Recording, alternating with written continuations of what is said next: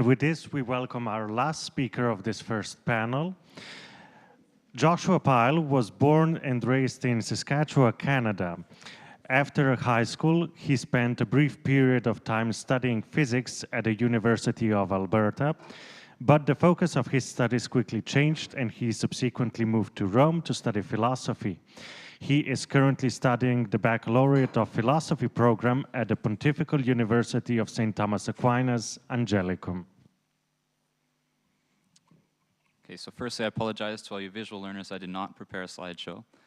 And the title of my presentation is The Consequences of Not Rhyming. But I ought to clarify, it's a little misleading, it's a little clickbait, because I'll be focusing mostly on rhythm and meter instead of rhyme. And additionally, I'm not an expert, but I do find these ideas extremely fascinating in this area. So the subject was inspired by two sources, one being a chapter from Common Sense 101 by Dale Alquist, which deals with Chesterton's thoughts on the contrast between free verse and then poetry that has a meter and a rhyme. And the second was Aristotle's treatise on poetics, which is the oldest theoretical text on the poetic arts. So consideration of these texts have led me to pose two questions. First, are there, and if so, what are the difficulties in considering metered poetry and free verse as the same art form? Secondly, given free verse's unconventional form, are there any philosophical implications which arise from its use, and are these implications problematic? But before these questions are explored, the first thing that ought to be done is to assess the state of modern poetry. And to do this, we will listen to some historical figures and what they have to say about poetry. There was a letter written by Jonathan Swift in 1720 entitled A Letter of Advice to a Young Poet. At the beginning of the letter, he states, quote, I cannot but commend your wise resolution to withdraw so early from other unprofitable and severe studies, and betake yourself to that, which if you have good luck, will advance your fortune and make you an ornament to your friends and your country. And this very high praise for the poetical arts was repeated in a different part of the letter. Quote, history, ancient or modern, cannot furnish you an instant of one person, eminent in any station, who is not in some measure versed in poetry. It is impossible to be a good soldier, divine, or lawyer, even so much as an eminent bellman or ballad singer, without some taste in poetry. And even today, there are people who hold this laud-filled view of poetry. For example, poet Dana Gioia wrote in 1991, in a better world, poetry would need no justification beyond the sheer splendor of its own existence.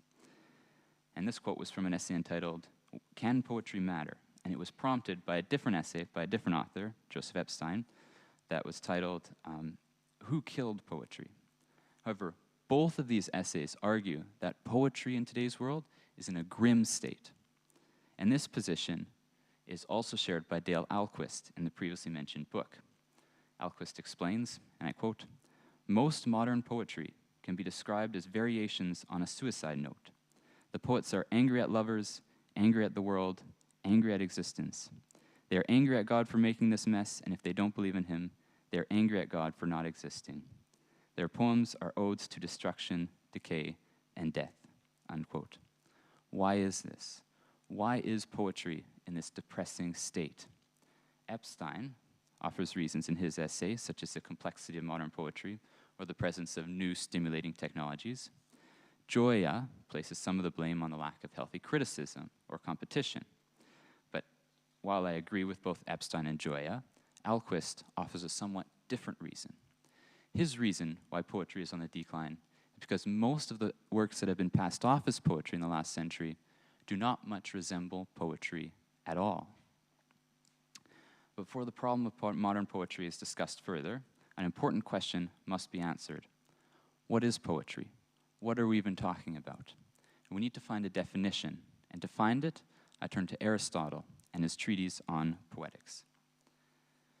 So though Aristotle has a slightly different understanding of the word poetry than the contemporary use, his being broader, including the dramatical arts, we can justifiably consider many of the things he said about poetry relevant to our own discussion. So in a very Aristotelian way, in our search for an essential definition of poetry, which is, to be clear, a definition where we can find with certainty what is poetry and what isn't poetry, we must begin by asking, what is the goal of poetry? What is its end? It can be truthfully argued that poetry is meant to convey a teaching, transmit a mythology, or be an outlet of self-expression, but none of these are unique to poetry. What is unique to poetry is a pleasure given to the creators and receivers of poetry. This pleasure, which is peculiar to poetry, is caused by and related to two instincts described by Aristotle. In part 4 of the Poetics, he explains, quote, "Poetry, in general, seems to have sprung from two causes, each of them lying deep in our nature. First, the instinct of imitation is implanted in man from childhood, and no less universal is the pleasure felt in things imitated," unquote. By imitation, or mimesis in Greek, Aristotle means the representation of action and life, or even copying. The philosopher goes on, quote, "Next, there is the instinct for harmony, or rhythm, meters being manifestly sections of rhythm. In rhetoric, he gives a more precise definition of rhythm, saying, quote, "It is the numerical limitation of the forms of a composition that constitutes rhythm." So imitation and rhythm are the two instincts which caused humans to begin writing poetry, and additionally are the two instincts which are pleasurably satisfied by poetry. Now the question is, which literary format best satisfies these two instincts?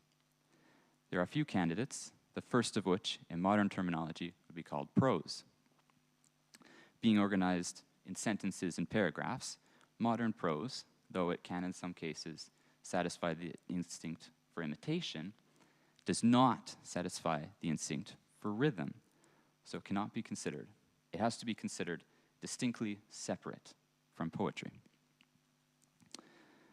Next, the next candidate is metered writing, which consists of lines with predetermined amount of syllables. Each small collection of syllables, usually 2 or 3, is called a foot, and each collection of lines is called a stanza. Now this format perfectly satisfies the two instincts. Firstly, not only can this format be used for imitation of life and actions, but there is also an internal imitation as each line copies the next line in the amount of syllables, and in many cases, so do the stanzas copy each other. The instinct for rhythm is also satisfied as metered writing is consistently and numerically measured.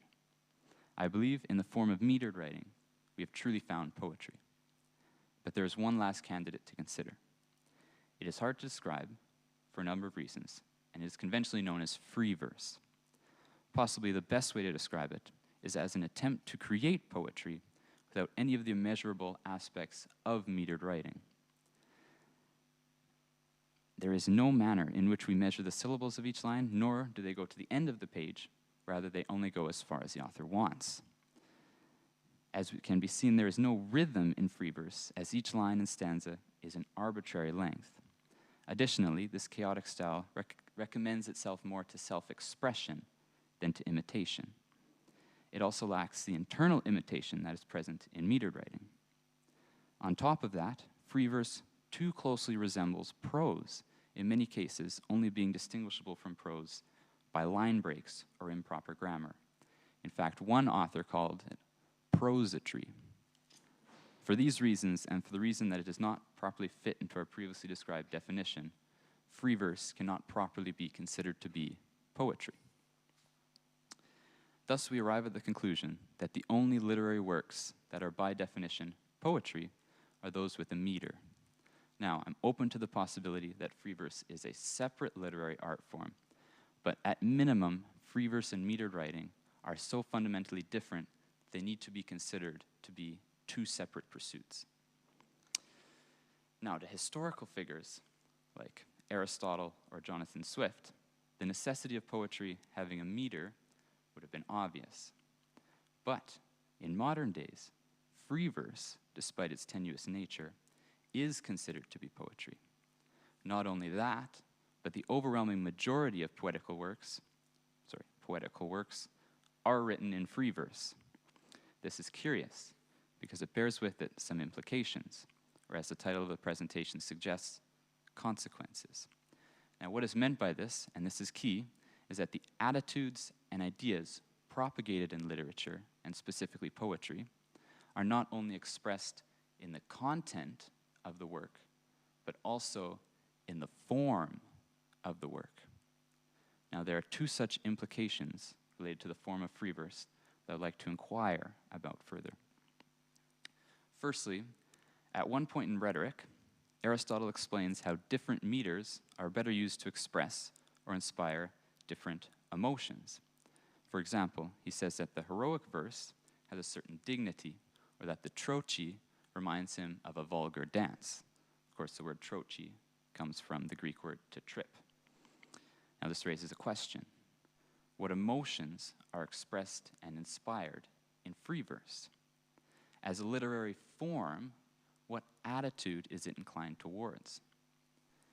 Given that free verse has no inherent structure to it, that theoretically makes every work of free verse unique, but would also make every work subjective to the author.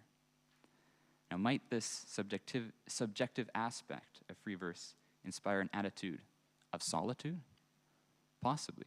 And there is one example of this in R.M. Rilke's book, Letters to a Young Poet, where he explicitly encourages solitude, saying, quote, "How much better it is to recognize that we are alone," or in a different part, quote, "Works of art are of an infinite solitude," unquote. The second consequence of free verse is offered by Chesterton, and it is ironically the loss of freedom. In an essay entitled "The Slavery of Free Verse," Chesterton says of modern poetry, "The whole general tendency, regarded as an emancipation, seems to me more or less of an enslavement. It seems founded on one subconscious idea, that talk is freer than verse, and that verse, therefore, should claim the freedom of talk. But talk, especially in our time, is not free at all," unquote. What we can see from this are what, for Chesterton, rules like those of a meter in poetry are not meant to restrict freedom, but to protect it. Now, did the inventors of free verse forget this? Did they, by getting rid of what they regarded to be the restrictions and artificiality of metered writing, lose their artistic freedom and instead became slaves to inferior things, such as ignorance or desires, anarchical passions or emotions, etc.? Chesterton certainly thought so. Now, to conclude, the theme of this Dies Academicus is witnesses of hope, so I'd like to end it on a more positive note, one of hope. I would like to present our hope as being in the poets who not only write in metered verse, but who also rhyme. There's a special delight in rhyme. My challenge to you is to go find poets who know how to find this delight in rhyme. To close, I would like to, once again, quote the rhyming poet Chesterton, who said, "We should all like to speak poetry at the moment we truly live. And finally, I have always had the fancy that if a man were really free, he would talk in rhythm and even in rhyme." Thank you.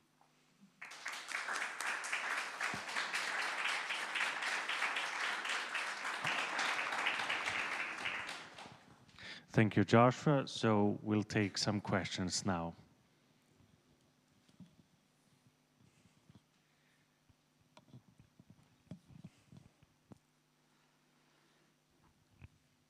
Thank you, Joshua.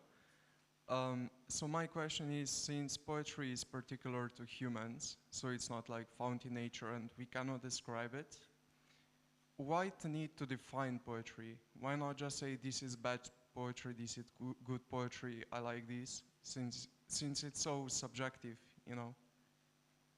Why the need to define it and how to define it?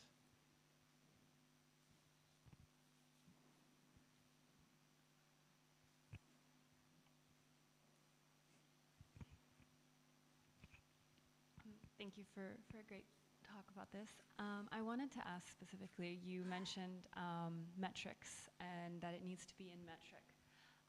Is there a specific correct metric and is there an incorrect metric to be used when these type in poetry, or is that also pretty subjective to the person and how they decide to write it, I guess?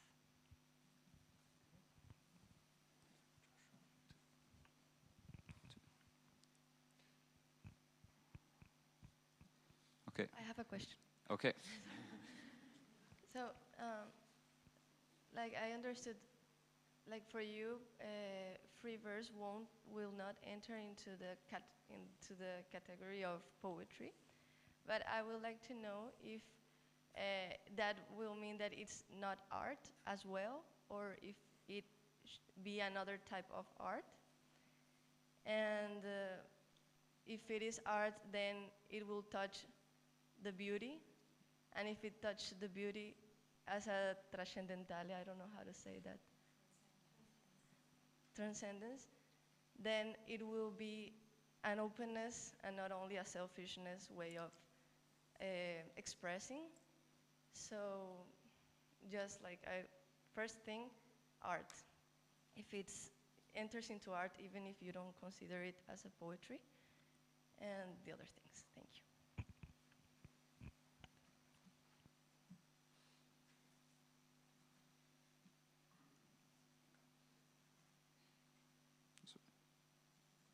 Okay, so the first question, why define poetry? My answer would be, why define anything? So we know what we're talking about. So when we say poetry and we're talking about poetry, we need to define it so that we know we're talking about the same thing. And I attempt to define poetry in this talk. So, for the second question, for meter, is there a correct meter, incorrect meter? I kind of addressed that in my talk when I said Aristotle says that certain meters are inclined towards certain attitudes. Like if you want to inspire a certain attitude, you'd use a certain meter. But I don't know there's one that's more poetic, or I haven't looked into that question quite as much, whether one form of meter is more poetic than the other. I'm mostly focused on there being a meter. So there's some,